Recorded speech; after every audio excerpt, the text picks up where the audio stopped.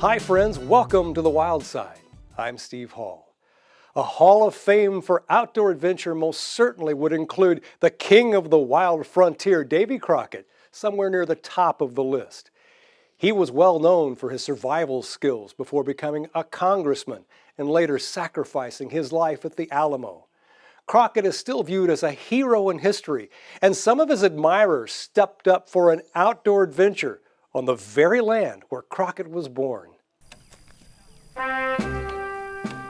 Every hand swinging a hatchet, every knife gnawing the bark from a log, is intended to represent life as it really was for settlers braving the wilderness. We have volunteers from all over the Southeast wearing 18th century clothing, using 18th century tools, and we're hand raising this barn. The traditional attire and tools of the era create an historic spectacle for visitors to David Crockett Birthplace State Park, and a sense of excitement for those doing the work. Why not? I mean, are you kidding? This is an awesome opportunity to come out and to not only relive, but to work, get sweaty, and immerse yourself into the life of someone in the 18th century. You know, you're coming over here and trying to scratch out a living, and at that time it would have been virgin timber and, you know, maybe some glades, but you had no idea what you were getting into.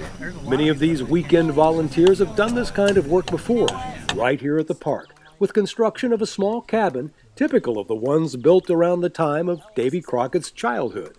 We don't have any historical documentation of what the Crockett cabin looked like. We do know that they were very, very poor people. They didn't actually own the land, and so we know more than likely it was some sort of a primitive situation.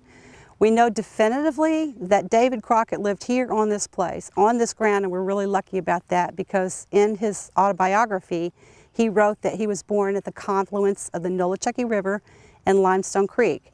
So the Nolichucky runs right in front of us and it joins with Limestone Creek. He may have lived a little bit upstream, he may have lived across the creek, but we do know in fact he lived in this area. That's what makes it, you know, is that we're on the site, not only of Crockett's birthplace, but one of the very first settlements in Tennessee history. You know, when the very first Tennesseans came over the mountain from North Carolina and settled, this is one of the places that they settled very first. Oh, Hot stuff. just a little bit more. There you go. Just a little bit. You worked hard today. Miss Tina here is actually our campground host. And so she thought she'd like to volunteer this weekend. So I went through my linen clothing closet and hooked her up. She volunteered to be sous chef here at the kitchen, the cooking kitchen, and so here she is. She'll be forever hooked into 18th century life. Love it. This is the good life. This is a success story. Yes. Amen.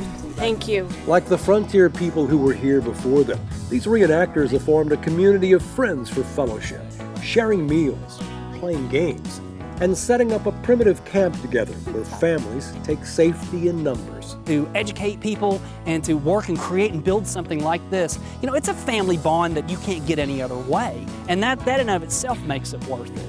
It's all part of a park becoming a remake of an 18th century homestead, sort of a living history museum. Come, butter, come, butter, come. Peter's by the garden gate waiting for his butter cake. It doesn't actually turn into butter unless you sing this special little song.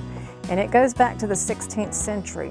And it's a kind of a rhyme that children were taught because one of the activities that they used to help the adults with or the women with was making butter. Here, let's hold his wings so he doesn't fly away. Yeah. We've had our animals come in. We have built a chicken coop, we built a pig pen, we have horse paddocks, and so now it's time to provide a barn for them.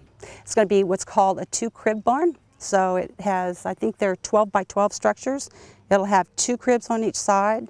It'll have what's called a dog trot in between. And so that would be a place that you could go in and maybe park a wagon.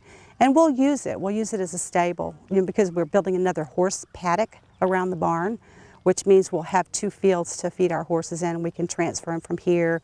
When they deplete the grass, they can be moved to the other paddock.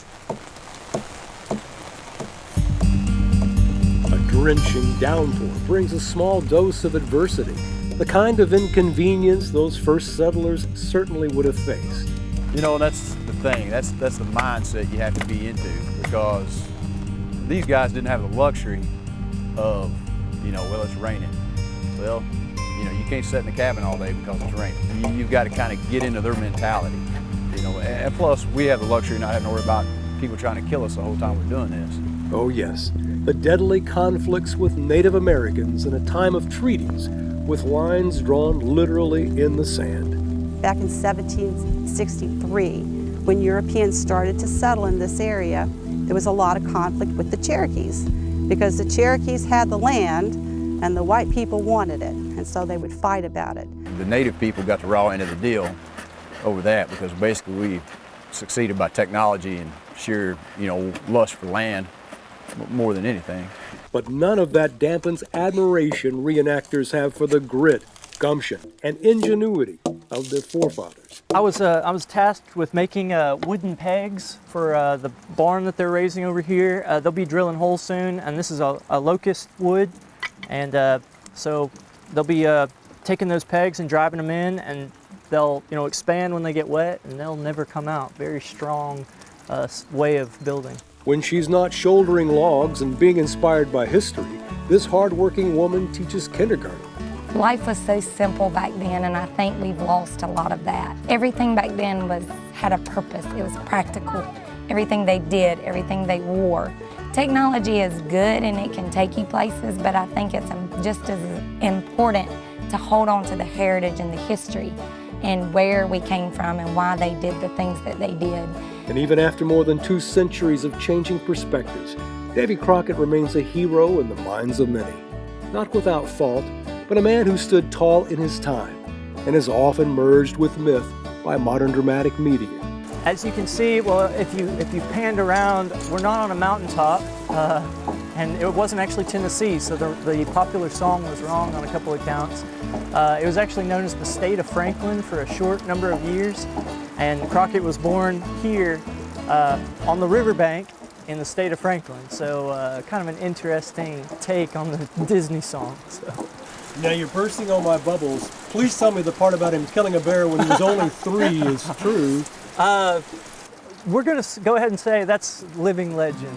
We'll leave it up to that. We're told Davy didn't really wear a coonskin cap until he attended a play based on his life and saw that the main character was wearing one. That's when the coonskin cap became part of his persona at public events, as Davy Crockett lived up to his own legend.